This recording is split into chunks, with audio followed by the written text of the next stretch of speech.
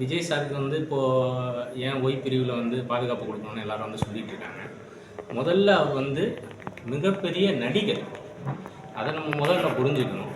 2வது இப்போ ஒரு கட்சி தொடங்கி பரபரப்பாக தமிழ்நாடு பேசுகிற லெவலுக்கு வந்து வந்துக்கிட்டு இருக்காரு. இந்த ஒய் பிரிவு அப்படிங்கிறது யார் வேணாலும் எடுத்துக்கலாம். அவங்களுக்கு மாத சம்பளம் கொடுக்கறது வந்து பார்த்திங்கன்னா, உண்மையாக பார்த்தா அவர் தான் எல்லாம் செஞ்சாகணும். அவருக்கு அந்த தகுதி இருக்குது, மேலே கொடுக்குறாங்க. அவர் தாராளமாக வந்து அது பெறக்கூடிய நபர் தான் அவர்.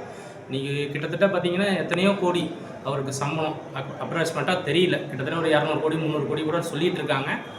அப்படி வாங்கும் நடிகர் வந்து தன்னுடைய நடிப்பை வந்து விட்டுட்டு மக்களுக்கு சேவை செய்யணும்னு வந்து இருக்கார். அவர் அந்த சேவையில் வந்து இருக்கிறதுனால மத்திய அரசு இந்த மாதிரி நீங்கள் வந்து இந்த பிரிவில் வந்து வாங்கிருக்காங்கன்னா ஒன்று அவர் கூட கேட்டிருக்கலாம், வாய்ப்பு இருக்கும். ஒருவேளை இல்லை மத்திய அரசு கூட அவங்களுக்கு கொடுத்துருக்கலாம். என்ன இருந்தாலும் அவர் அதுக்கு தகுதியான நபர் தாங்கிறத நான் பொதுமக்கள் சார்பாக தெரிவிச்சுக்கிறேன். உங்கள் பேர்? என் பேர் கணேஷ்.